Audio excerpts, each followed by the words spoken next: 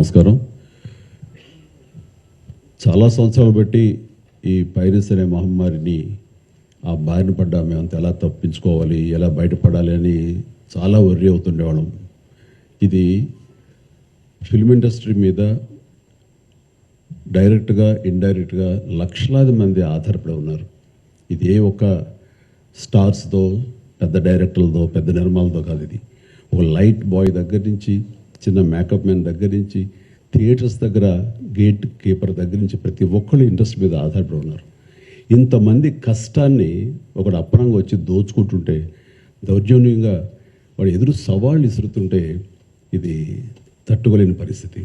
So ఇలాంటి వాటికి మార్గం ఏమిటి, ఎలా బయటపడాలి అనే దాని మీద తర్జన భర్జన పడుతున్నటువంటి సమయంలో గత కమిషనర్ సివి ఆనంద్ గారి ఆధ్వర్యంలోనూ, అప్పుడు ఏఎస్పీ కవిత గారు, శ్రీనివాస్ గారు, వీళ్ళ అలాగే ఆయన వెళ్ళిపోయిన తర్వాత దాని తర్వాత మళ్ళీ ఇది ఇలాగే ఉంటుందా, ఇలా కుంటుపడిపోతుందా, ఇలాగే తెరమరుగైపోతుందా అనుకున్న సమయంలో సినిమా ఇండస్ట్రీ గురించి, సినిమా కష్ట నష్టాల గురించి బాగా తెలిసినటువంటి, అన్ని రకాలుగా కాచి వడపోసినటువంటి, ఎంతో కన్సర్న్ ఉన్నటువంటి వ్యక్తి మన సిపి సజ్జనార్ గారు.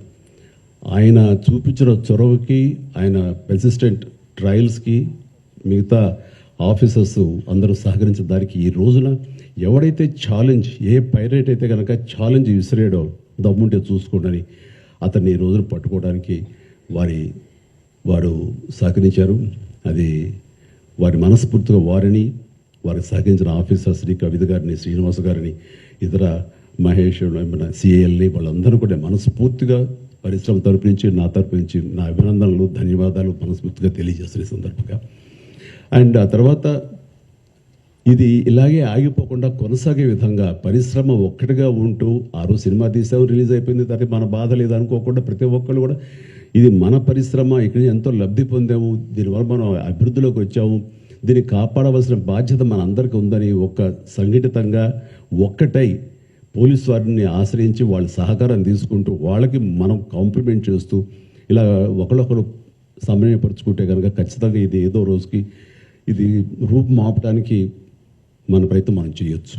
అండ్ ఇది ఈ రోజున గ్రేట్ అచీవ్మెంట్, ఈ ఐబొమ్మ నిర్వాహకుని పట్టుకోవటం.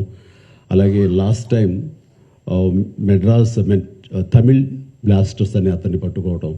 అలాగే లాస్ట్ టైం మనకి సివి ఆనంద్ గారు చెప్పిన దాని ప్రకారం ఒక 22 ఏళ్ల కుర్రవాడు, ఇంటర్మీడియట్ చదివిన కుర్రవాడు, బీహార్ నుంచి వాడు దాదాపుగా ఎన్నో వందల సినిమాలు వాడు పైరసీ చేసి ఎంతో పెద్ద నష్టం కలిగజేశాడు.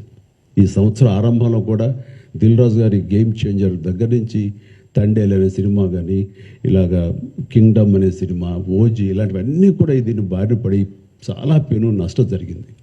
రేపొద్దున రాజమౌళి గారు చాలా పెద్ద సినిమా తీయబోతున్నారు. ఆయన అలాంటి వ్యక్తి మూలంగా మన తెలుగు సినిమా ఖ్యాతి ఖండాంతరాలకి వెళుతుంది. అలాంటి జరుగుతున్నప్పుడు ఇది పెను సవాల్గా ఉంటుంది, పెను ముప్పుగా ఉంటుంది కూడా మనకి. సో మమ్మల్ని అర్థం చేసుకున్నారు, మా బాధను అర్థం చేసుకున్నారు. ఇవన్నీ సాధించాల్సింది ప్రభుత్వాలు, అక్కడ పోలీస్ డిపార్ట్మెంట్లు. సో వాళ్ళు చేసి చకచకిగా చేసి ఎంతో సమర్థవంతంగా సహకరించి ఇది రాబట్టినందుకు మనస్ఫూర్తిగా మరొకసారి ధన్యవాదాలు తెలియజేసుకున్నాను. జై హింద్.